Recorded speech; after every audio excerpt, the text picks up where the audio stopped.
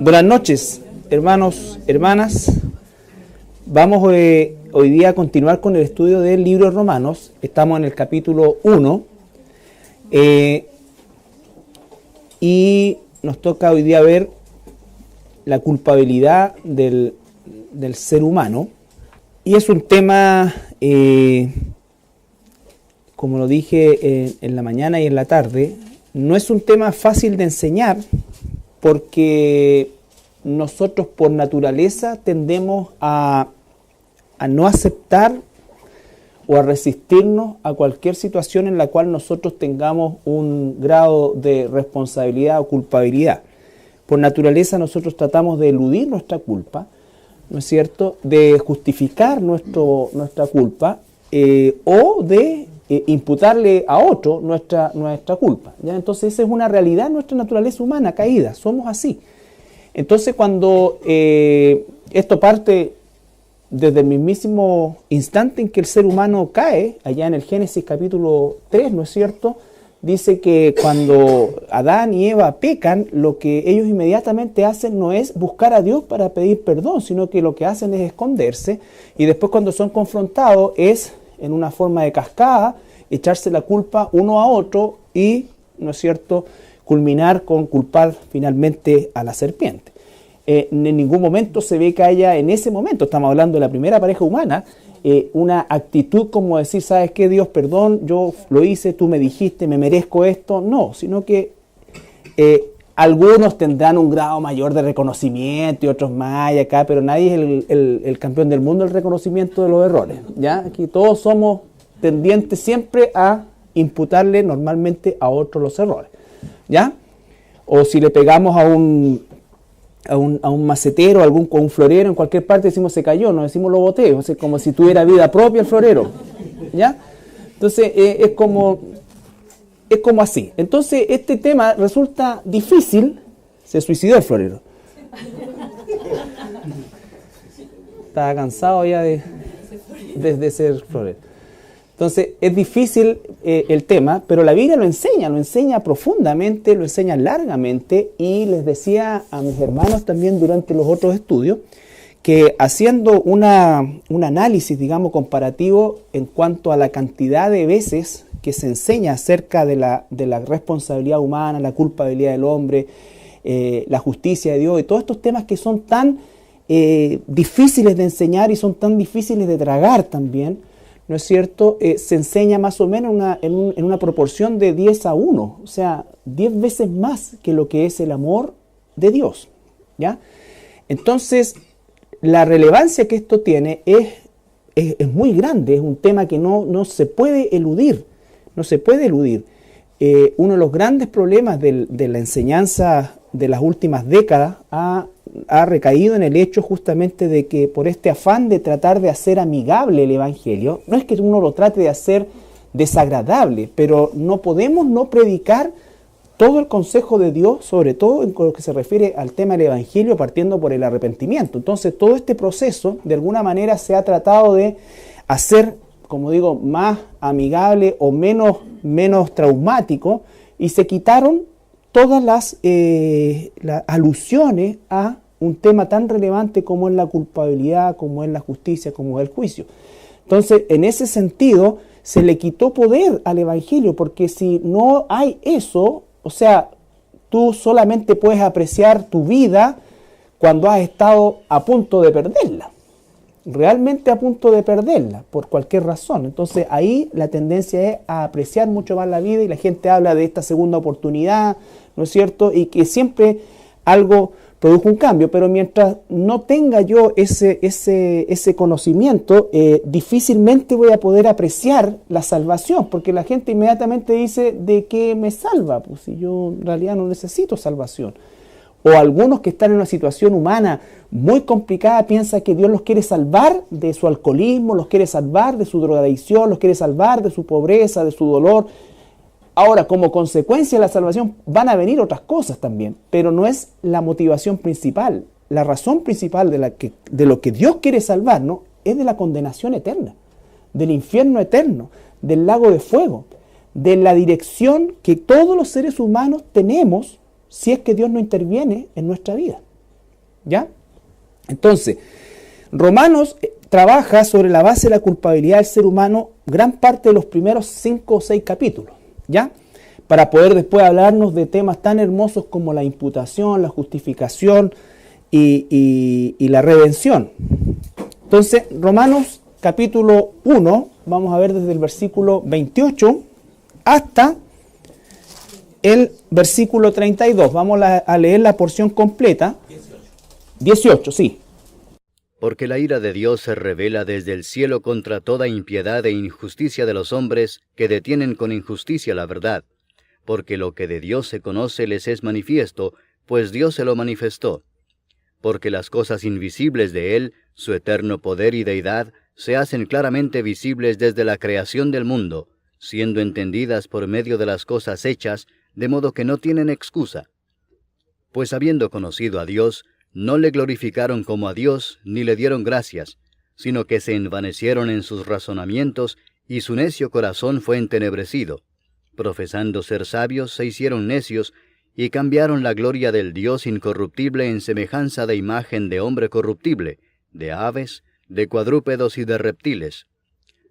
Por lo cual también Dios los entregó a la inmundicia en las concupiscencias de sus corazones, de modo que deshonraron entre sí sus propios cuerpos, ya que cambiaron la verdad de Dios por la mentira, honrando y dando culto a las criaturas antes que al Creador, el cual es bendito por los siglos. Amén.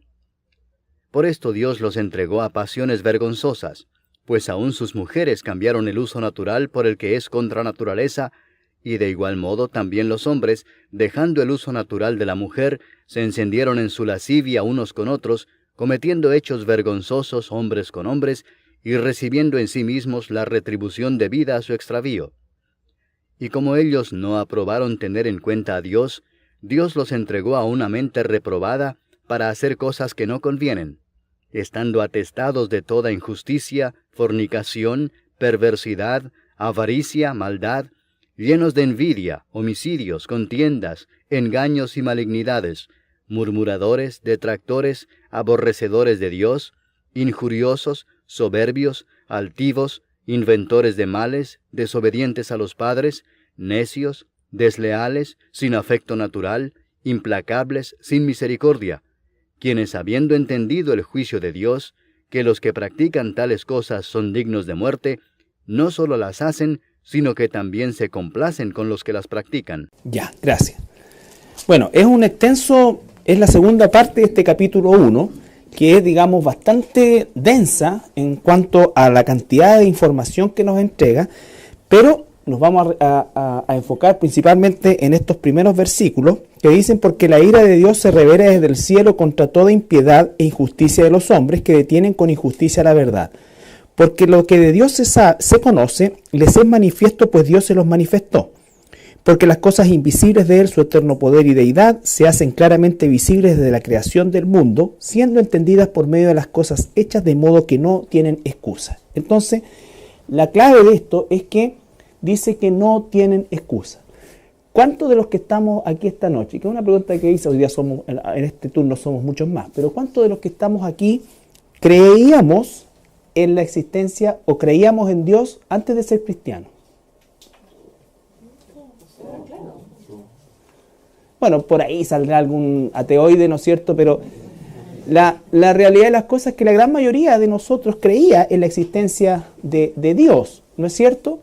Pero esa creencia, ¿a dónde nos estaba llevando?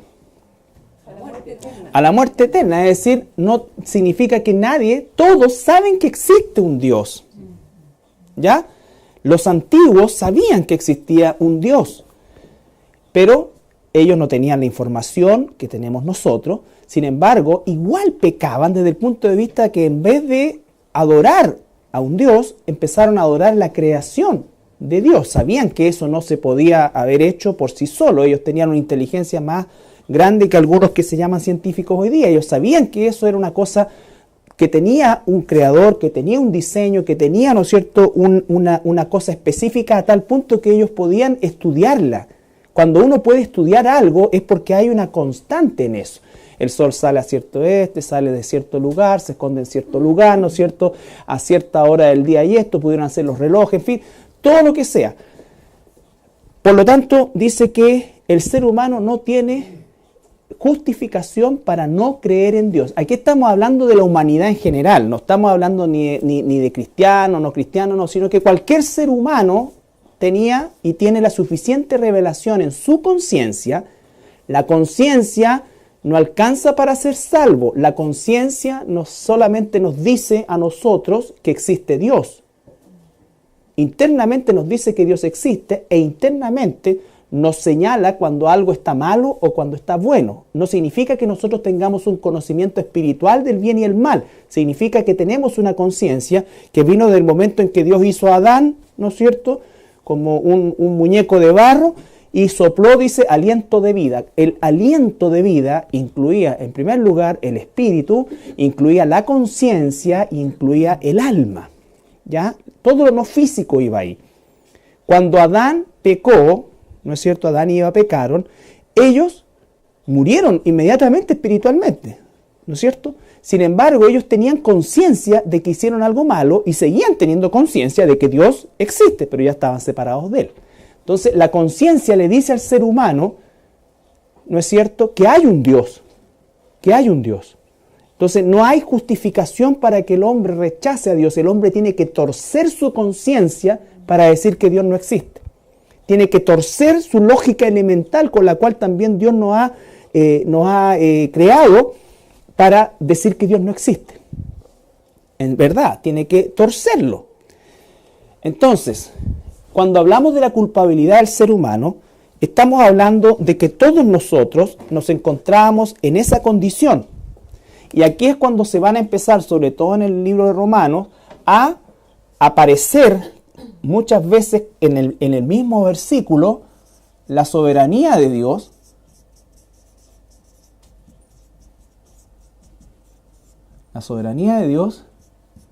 y la responsabilidad humana. Y estas siempre van a ir en paralelo. ¿Ya? No existe ningún versículo que logre explicar cómo es que estas se juntan. No se juntan, pero están las dos ahí. Dios es soberano absolutamente sobre todo, pero el hombre es responsable. ¿Ya? Entonces, cuando se trata de explicar extrabíblicamente esto y de tratar de decir, entonces lo que pasa es que Dios lo que está haciendo es tal cosa o tal cosa, como para tratar de explicar esta aparente contradicción, es cuando nosotros empezamos a enredarnos. Esto Dios no lo explicó, Dios lo declaró. Declaró 100% yo soy soberano sobre todo. Y declaró 100% el ser humano es responsable de su pecado. ¿Ya? ¿Por qué? Porque entonces vamos a hablar de algo que es súper impopular, pero que es ampliamente explicado en la Escritura, que es la ira de Dios. La palabra ira como tal, textualmente, aparece 250 veces en la Escritura.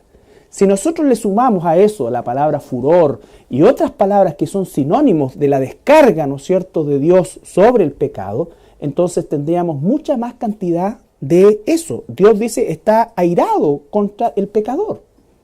Tratando de hacer una definición, por favor, esto puede corregirse, aumentarse, todo, pero tratando de ordenar la idea para diferenciarla de lo que nosotros conocemos como ira, porque también le comentaba a mis hermanos de los otros turnos, uno de los errores que nosotros cometemos como cristianos es tratar de humanizar a Dios, bajarlo a nuestro nivel y perder de vista el hecho de que el amor de Dios es perfecto, es santo y no es como mi amor.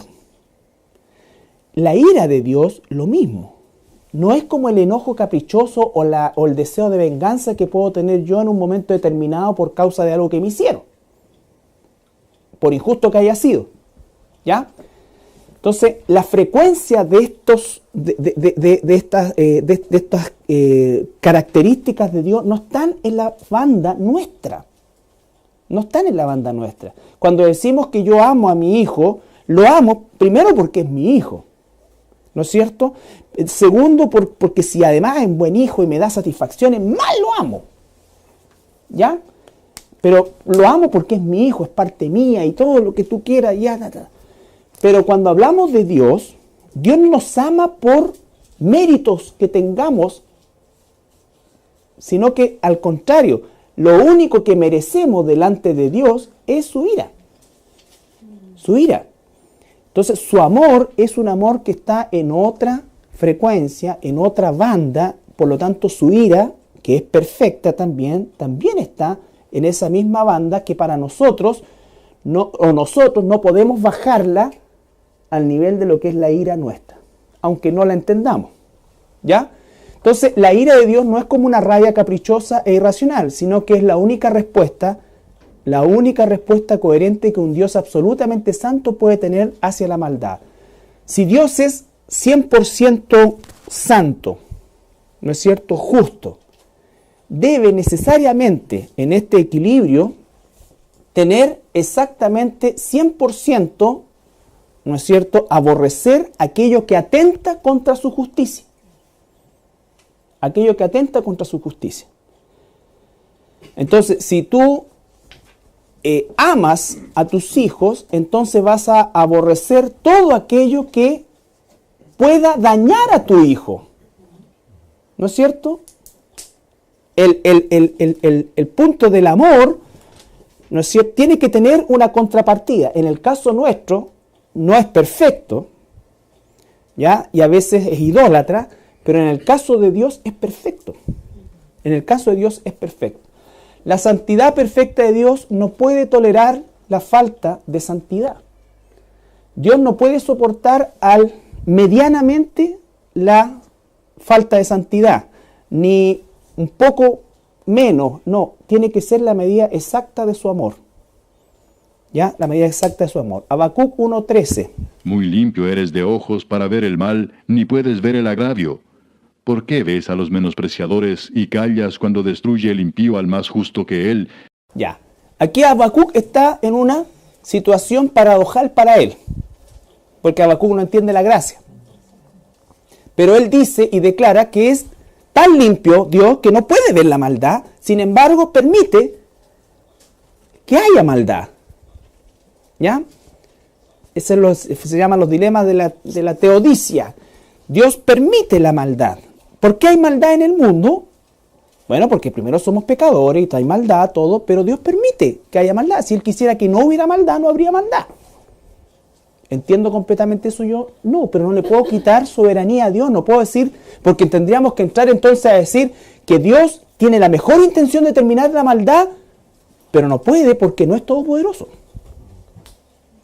O el otro extremo, que Dios tolera la maldad porque en realidad le da lo mismo. Y eso atentaría a su santidad. Entonces, Él permite que haya un propósito en eso. ¿Ya?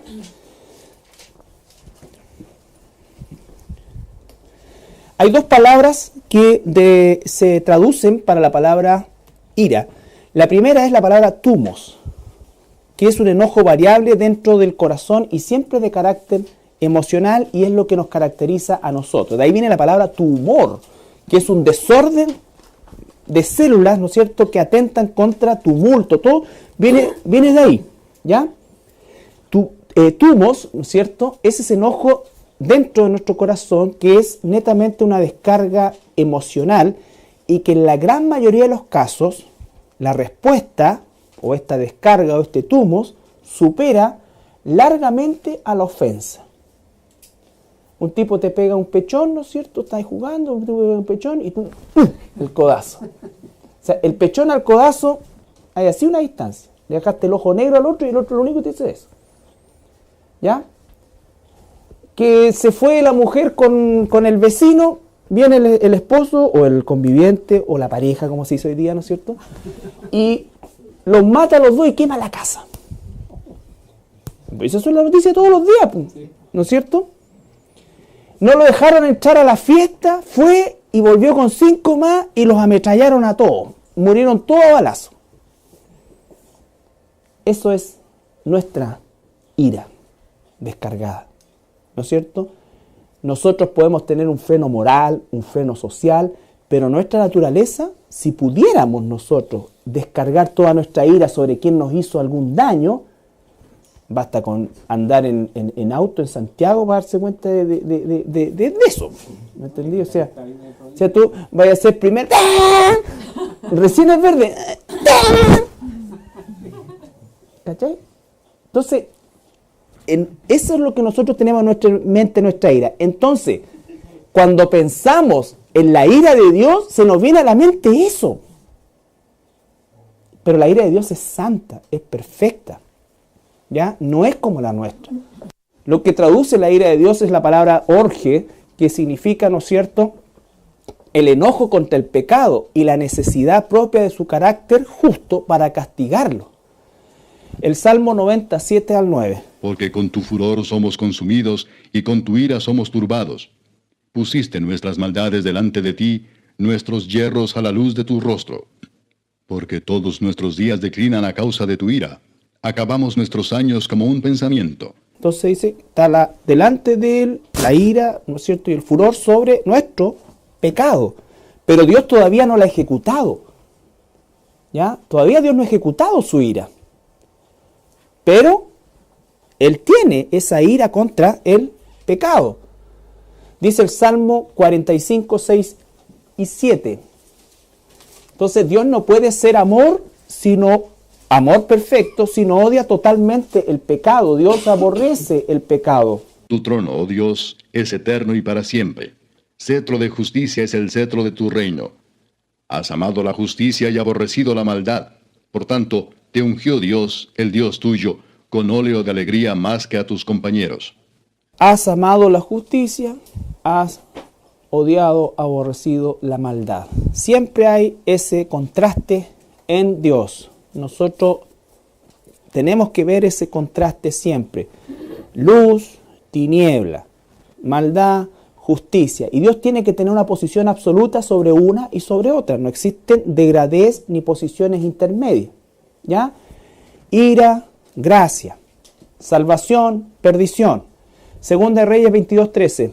Id y preguntad a Jehová por mí, y por el pueblo, y por todo Judá, acerca de las palabras de este libro que se ha hallado. Porque grande es la ira de Jehová que se ha encendido contra nosotros, por cuanto nuestros padres no escucharon las palabras de este libro, para hacer conforme a todo lo que nos fue escrito. Entonces encuentran el libro, que es la ley, ¿no es cierto? Y dice que la ira de Dios está sobre el pueblo por la desobediencia. La desobediencia. Ahora está hablando del pueblo de Israel. Recuerden que el pueblo de Israel es Dios tenía un trato con Israel en el cual Dios se revelaba de una manera más sobrenatural de lo que nosotros podemos pensar, y cada vez que el pueblo de Israel pecaba, Dios ejecutaba su juicio, su justicia, y desataba su ira sobre el que desobedecía. Salmo 76, 6 y 7.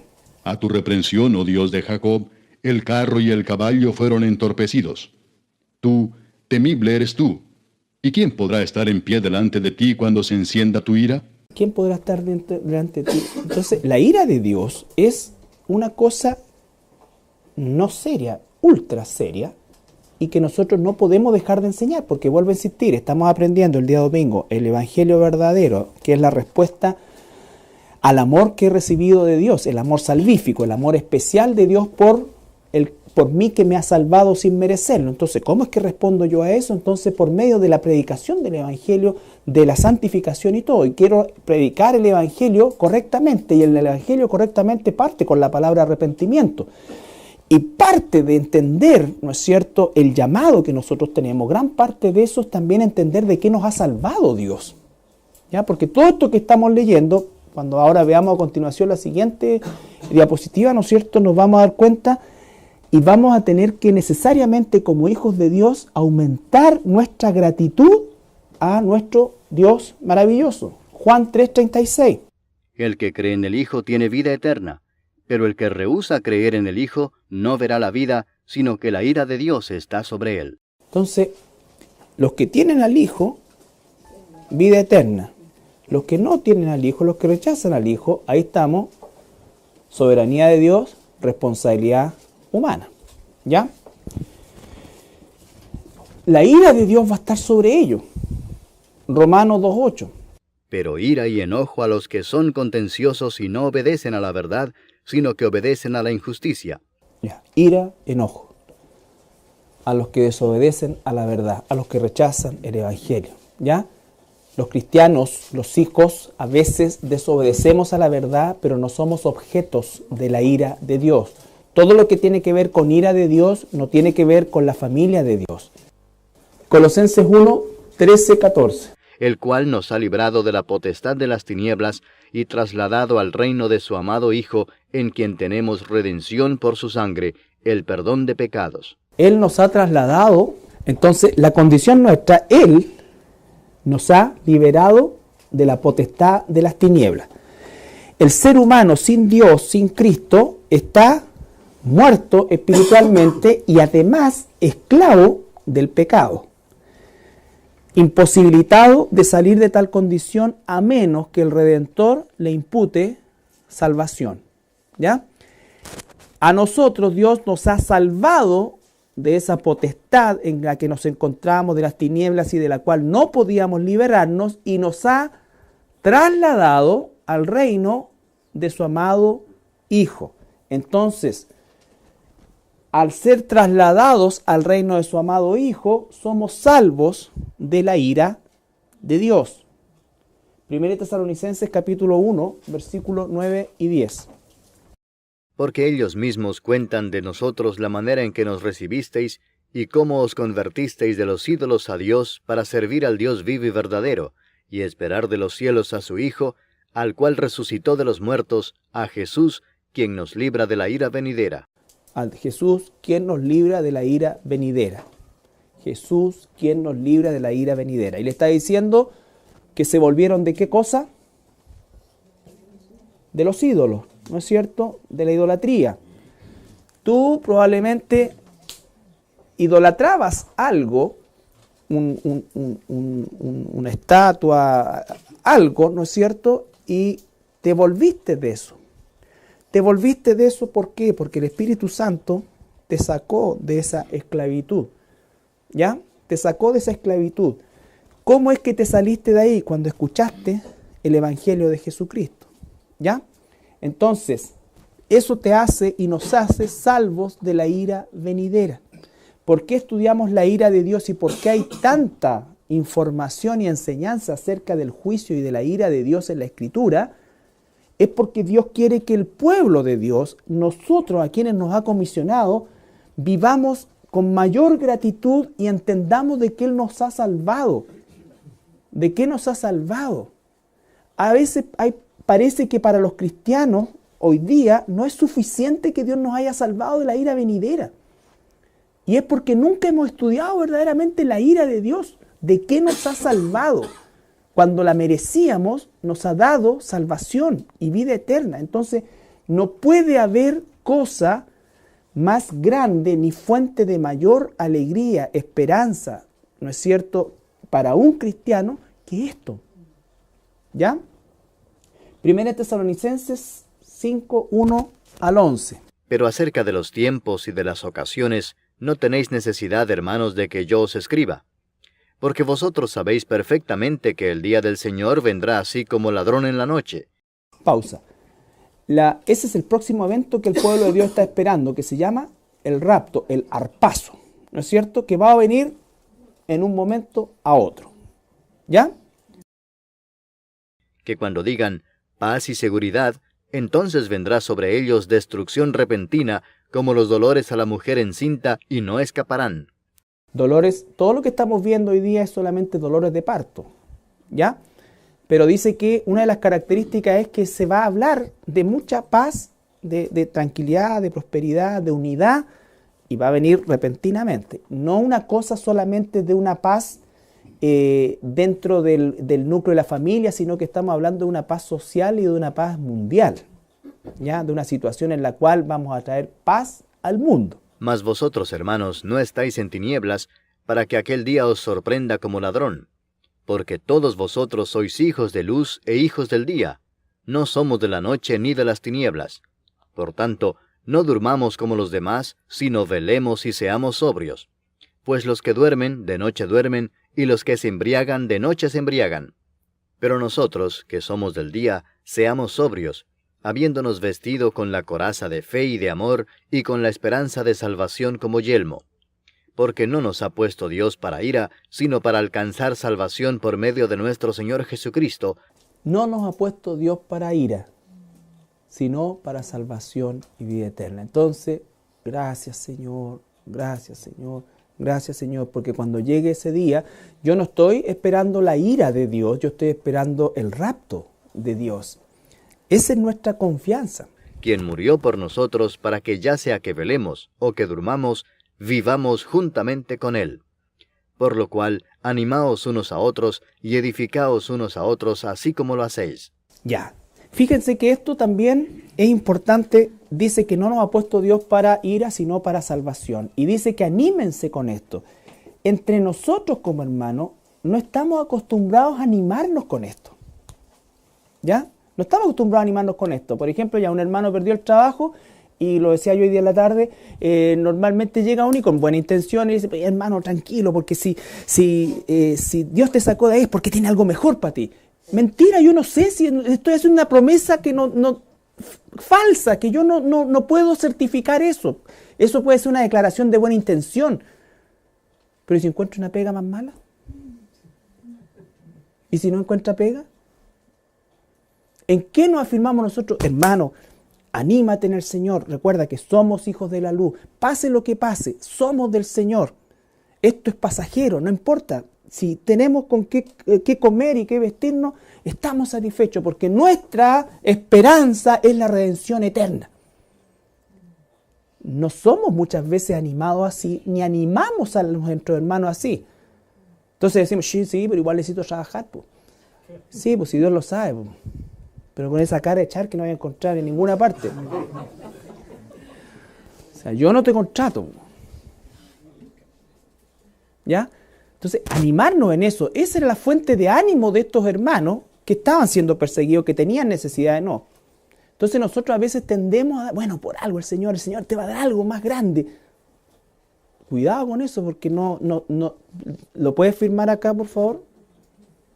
No, entonces ¿para qué me lo decís? ¿Para qué me lo decís? Entonces, aprender, dice, ¿cuál es nuestra máxima fuente de alegría, de gozo? Es que Dios me ha salvado de la ira venidera. No soy objeto de ira, soy objeto de su gracia, de su salvación. No voy al infierno, voy al cielo con vida eterna. Amén. Eso exactamente es lo que tiene que llenar tu gozo y de ahí animar a otro hermano. Hermano, a lo mejor Dios hizo que te cortara la pierna porque quería darte una mejor.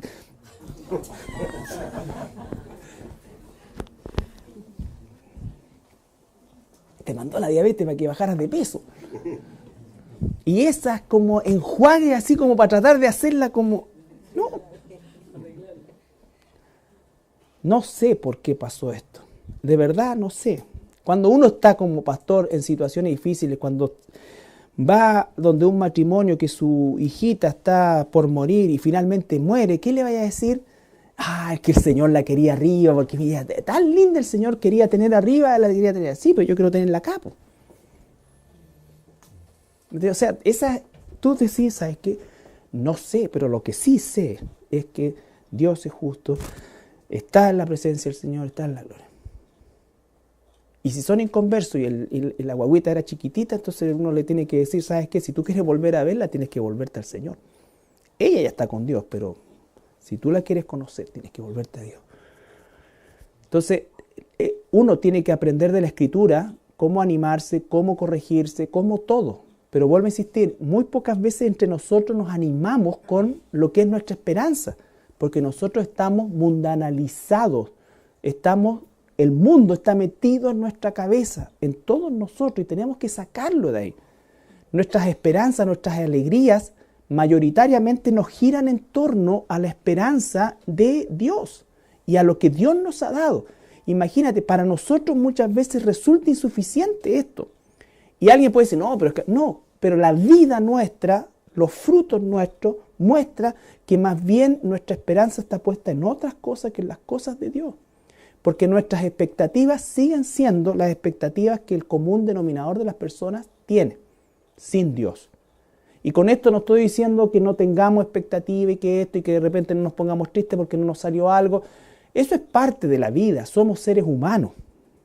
Pero otra cosa es que nuestra felicidad, nuestra estabilidad dependa de esas cosas, porque entonces ahí estamos mal. Estamos mal. ¿Por qué enseñamos la ira de Dios? Porque efectivamente de esto nos salvó Dios. De esto nos salvó Dios. Dicen siempre que las personas comienzan a apreciar la vida cuando han estado al borde de la muerte, ¿no es cierto? Cuando han sufrido un accidente muy grande o cuando han estado a punto de morirse y todo. Bueno, cuando nosotros entonces reconocemos esto y conocemos esto, nuestra posición y visión de Dios tiene que cambiar para a mayor gratitud, a mayor entrega, a vivir realmente como un siervo suyo, una sierva suya. Apocalipsis 3:10.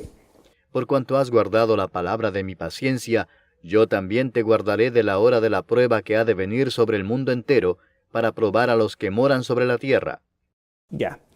La traducción también dice sobre el juicio de Dios. En vez de palabra prueba aparece juicio de Dios. Pero este es el mensaje de la iglesia, o sea, del Señor a la iglesia de Filadelfia, que es la iglesia, ¿no es cierto?, que tenía muy poca cosa, pero era fiel a Dios. Entonces dice, retén lo que tienes, y en función de eso dice que Dios la va a salvar de la hora de la prueba. Viene una hora en que se va a desatar la ira de Dios, el juicio de Dios, primeramente contra este planeta y sus habitantes durante 7 años, y durante esos 7 años, todos aquellos que van a perdición, en vez de arrepentirse, lo que van a hacer, van a empuñar su mano hacia el cielo y van a blasfemar contra Dios. Entonces, la ira de Dios se va a, imagínense ustedes, a mezclar con la gracia de Dios, desde el punto de vista en que Dios va a mandar primero a 144,000 a que prediquen por todo el mundo. De ahí se van a convertir muchos que van a seguir predicando, porque dice la Biblia que hay muchos mártires de la tribulación, que no son solamente los 144,000. Dice una multitud que no podía contar. Y después, al final de los tiempos, cuando ya no queda ningún ser humano para predicar el evangelio, sale un ángel predicando el evangelio del reino. Entonces, ahí otra vez, la soberanía de Dios, la responsabilidad humana. Dios está respondiendo aún en ese momento terrible de la historia humana. Pero hablamos en Apocalipsis de las copas de la ira, primero los jinetes, los jinetes, ¿no es cierto? Los 4 jinetes, las copas de la ira, los rollos, todo va en función de juicios que van en aumento, en aumento, ¿ya? Entonces, nos salvó también de eso. Nos salvó incluso de vivir la tribulación. En 2 Tesalonicenses, capítulo 2, versículos 7 al 12. Porque ya está en acción el misterio de la iniquidad, solo que hay quien al presente lo detiene, hasta que él a su vez sea quitado de en medio. Y entonces se manifestará aquel inicuo, a quien el Señor matará con el espíritu de su boca, y destruirá con el resplandor de su venida. Inicuo cuyo advenimiento es por obra de Satanás, con gran poder y señales y prodigios mentirosos, y con todo engaño de iniquidad para los que se pierden, por cuanto no recibieron el amor de la verdad para ser salvos. Por esto Dios les envía un poder engañoso, para que crean la mentira, a fin de que sean condenados todos los que no creyeron a la verdad, sino que se complacieron en la injusticia. Pero no. Ahí tienes tú en una misma porción la soberanía de Dios y la responsabilidad humana. Dice, con todo engaño e iniquidad, versículo 10, para los que se pierden por cuanto no recibieron el amor de la verdad para ser salvos. Por esto Dios les envía, Él les envía un espíritu de engaño para que crean la mentira. Entonces, no podemos unir las dos cosas, pero las dos cosas están ahí en la Escritura. Por eso es que la concentración nuestra es en la respuesta a este amor que Dios nos ha dado sin merecerlo, de ser salvado, de que nuestro velo haya sido descorrido, ¿no es cierto? De que hoy día el Espíritu Santo mora en nosotros, de que nosotros entendamos la palabra de Dios, y entonces estamos llamados a predicar el arrepentimiento a todos aquellos que están a nuestro alrededor. El Evangelio que parte con el arrepentimiento. Cuando una persona se arrepiente es que ha reconocido su necesidad de Dios, su condición ante Dios, y entonces va a apreciar el ser salvado del infierno.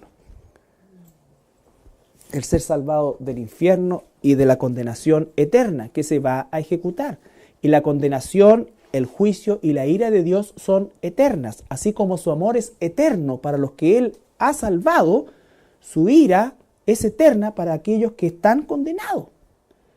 Entonces, todo esto tiene que producir en ti, en mí, ¿no es cierto?, realmente un efecto de gratitud y de disposición a realmente responder como Dios quiere que respondamos.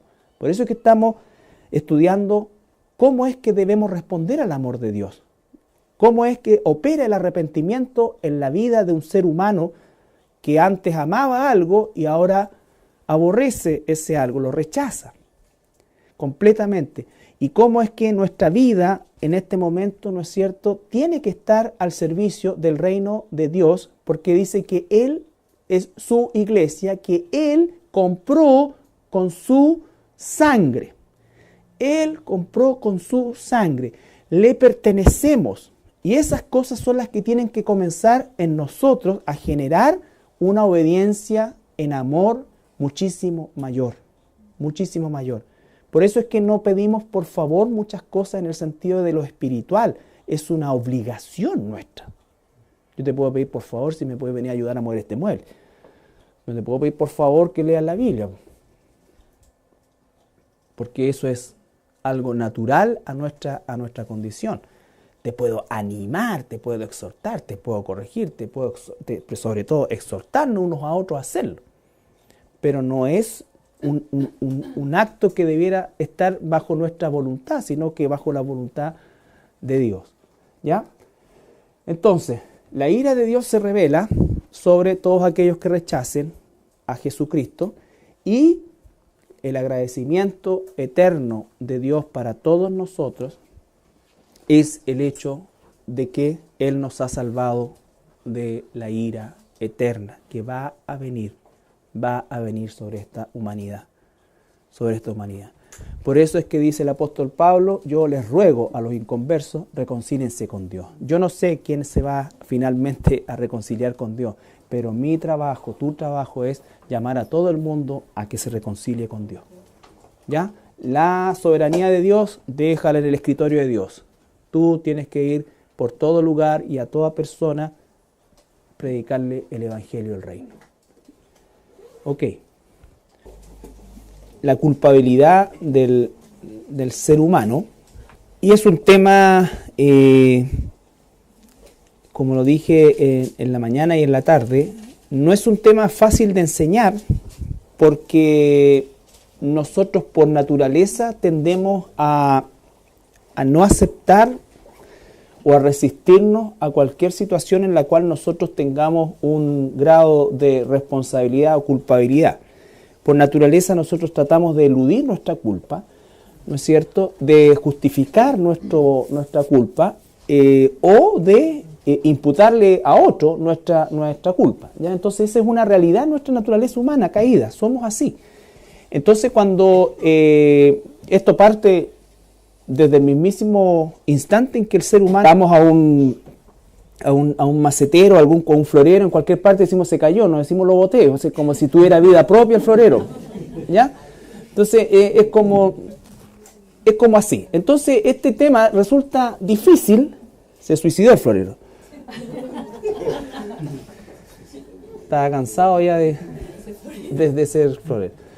Entonces es difícil el tema, pero la Biblia lo enseña profundamente, lo enseña largamente, y les decía a mis hermanos también durante los otros estudios que haciendo un análisis, digamos, comparativo en cuanto a la cantidad de veces que se enseña acerca de la responsabilidad humana, la culpabilidad del hombre, la justicia de Dios y todos estos temas que son tan difíciles de enseñar y son tan difíciles de tragar también, ¿no es cierto? Se enseña más o menos en una proporción de 10-1, o sea, 10 veces más que lo que es el amor de Dios, ¿ya? Entonces, la relevancia que esto tiene es muy grande, es un tema que no se puede eludir, no se puede eludir. Uno de los grandes problemas de la enseñanza de las últimas décadas ha recaído en el hecho justamente de que por este afán de tratar de hacer amigable el Evangelio, no es que uno lo trate de hacer desagradable, pero no podemos no predicar todo el consejo de Dios, sobre todo en lo que se refiere al tema del Evangelio, partiendo por el arrepentimiento. Entonces, todo este proceso, de alguna manera, se ha tratado de hacer, como digo, más amigable o menos traumático, y se quitaron todas las...